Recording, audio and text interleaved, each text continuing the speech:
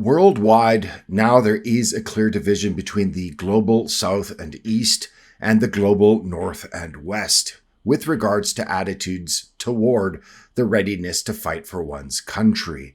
Although we do live in a world where the number and severity of armed conflicts is rising again after decades of decline, and countries globally are increasing their military spending, nearly all major militaries face a critical shortage of one resource: people to fight those wars.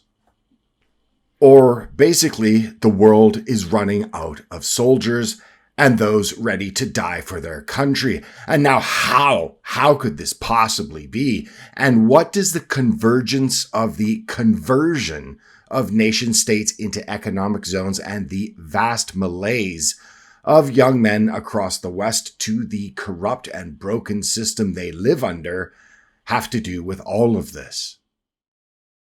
Consider this. The U.S. postal system has tactical teams, and the number of non-DoD federal employees with firearms, like the IRS, for example, well, they outnumber the U.S. Marine Corps. And as we'll delve into during this video, these guns aren't being used to defend what are essentially open borders, but are being used to collect taxes and to enforce unconstitutional laws. Another three-letter agency that has been weaponized is the FDA, that's trying to restrict your access to game-changing supplements, including NMN, which in a recent study out of Harvard showed could help reduce weight, blood pressure, and cholesterol. The supplement has been dubbed a fountain of youth. However, the FDA is attempting to change the status of this supplement to be reclassified as a drug, and therefore allowing Big Pharma to control it. Now, this reclassification has nothing to do with safety and everything to do with money and their ability to corner the market and keep you and the rest of the populace caught within their tentacles. So in any time, health is wealth, but in our uncertain times, this is more true than ever. And to that end, I'm working with Black Forest Supplements, and they're giving my viewers a 48-hour window. And this allows you to buy 2 bottles of NMN and get 1 free. And that's the deal that they're offering. And I understand that this stuff isn't cheap, but it is your chance to get your NMN before any restrictions, possibly from the FDA, come into play. And I urge you to check this life-changing supplement out. Link to grab it is in the description, and I believe that you'll be glad that you did, as we have no idea what's coming around the corner. In the United States, the Army is reducing its ranks by thousands due to chronic recruiting shortfalls. In Europe, despite increased military spending following the war in Ukraine, the situation is even more dire. Germany's military has been shrinking for years, despite significant recruitment efforts. And the United Kingdom, well, it may soon have to decommission 4 warships because of a lack of sailors. In Japan, despite a military buildup, which is driven by concerns with regards to China, the self-defense forces are falling short of their recruitment goals. And even in China, which boasts the world's largest military with about 2 million active personnel, well, it struggles to recruit the skilled high school graduates needed to operate its advanced weaponry.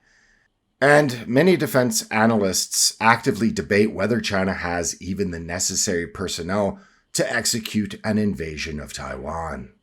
But it should be said that many, if not most, of these potential recruits, that is, might simply not be eligible for service.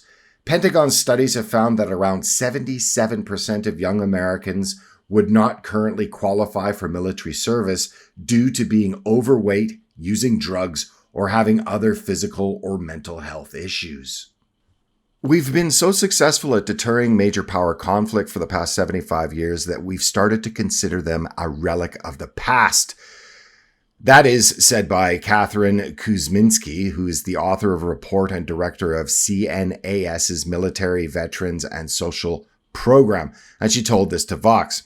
As well, now every country is having to think about what happens when you have a no-kidding existential threat at your borders, she said.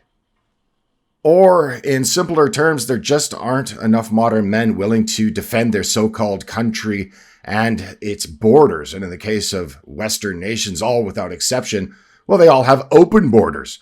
And this is leading to a significant decline in military enlistment. And this issue is not limited to just the United States, but is a global phenomenon.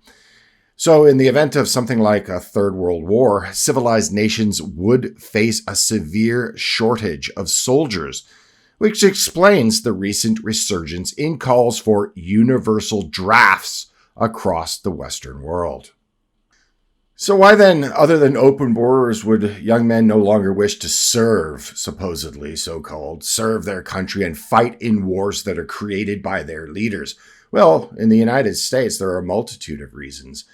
One, they can't recruit among young white men in the numbers needed to fill the ranks of their military. And why should these young men fight for a nation that not only holds them in contempt, but outright hates them? And if you can't recruit among your largest demographic in your country, well, of course, you're not going to have enough soldiers, but I do think it goes deeper than that.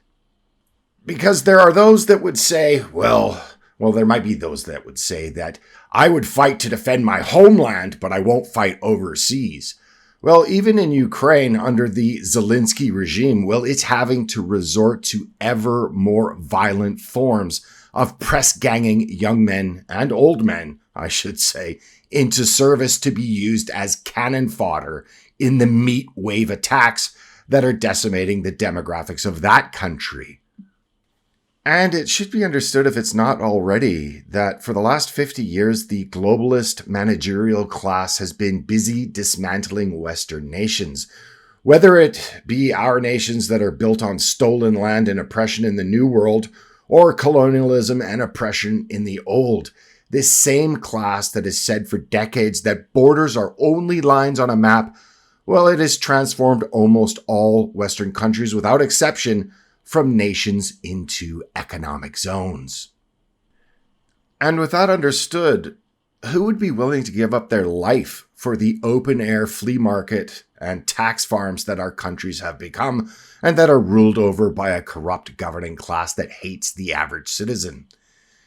Because in the past, people either fought for self-defense, defense of family, defense of village, defense of city, or for material and social gain, because professional soldiers were well compensated and respected. Now, the elite, the governing class, well, they expect people to choose to fight for things like democracy and human rights when they get nothing substantial in return. Do you think that young men in the 21st century should be willing to die for Target's LGBTQ apparel line?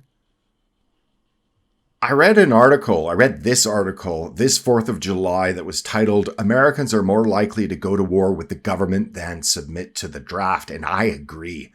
I don't think there is a single modern Western country worthy of having its men fight and die for it, as there's nothing worth defending. And thus, they won't be able to draft people like they did in previous wars. No one wants to fight and die for corporations who own America, and no attack or false flag will change this.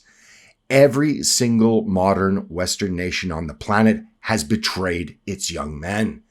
It's impossible for your average young man to buy a home, find a loyal wife, have kids, and then graciously retire. Because we live in economic zones that are posing as nations. And then these posing nations say, okay, it's time for you all to kill each other so we, the elite that is, so we can make a lot of money. And this same elite are then flabbergasted as why the young men that have no stake in said society, well, they just don't want to go across seas to kill each other. These parasites, these elite parasites, they cannot actually comprehend the basic principles of reality. You can't spend decades dismantling a nation and in its place creating global economic zones and think there'd be anyone other than mercenaries willing to sacrifice themselves for such a corrupt system. In fact, I think for many people in the US and the wider West in general, I think many people are so demoralized by our current globalist system that if, for example, the Chinese invaded California tomorrow, many Americans would probably just take to posting things on the internet, posting things like, Not my problem. Or I just asked the Chinese occupier for a job. And people in other states would probably say things like based Xi. And based Xi would be a 10 times improvement over our corrupt system of leadership now. Because what is the difference? We have no borders. We have no shared values. We long ago ceased to be nations. Again, we're economic zones in all but name. In fact, I'll give you a reminder that when President Xi of China recently came to California, well, for the first time in years, it was cleaned up to look presentable and was a brief but marketable improvement over what the daily reality of Californians and what they have to live in is. Because for many, if not most, and I could say this about myself, Russians aren't the enemy. The Chinese aren't the enemy either. It's the self-destructing, self-suicidal Western system and its globalist elites that are infinitely more an enemy to your average Western person and your average American in particular than anyone in the East could ever be. And now our elite, these same psychotic elite, are worried that the world is running out of soldiers willing to meet an early death for the ambitions or political machinations of that same said elite. Oh no! Without enough soldiers, how can we have horrifying war in which millions upon millions die? This same elite will ask themselves, geez, why are these people being so selfish? Why won't they fight and die for the shareholders at Boeing and Lockheed Martin? Well, if lasting global peace has been achieved as no one wants to fight, why is that a problem? The world is running out of soldiers? Good. If the world doesn't have soldiers, the world doesn't have to have war. Checkmate. Wouldn't it be amazing if every government on earth made declarations of war and then nothing happened? Everybody globally just boycotted the war, and then the leadership had to shamefully withdraw their declarations?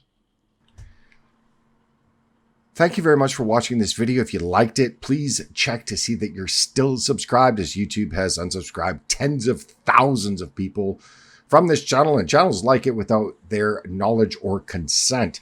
Also, please check out the link to Black Forest supplements, and I would say you can't put a dollar value on your health because health is wealth.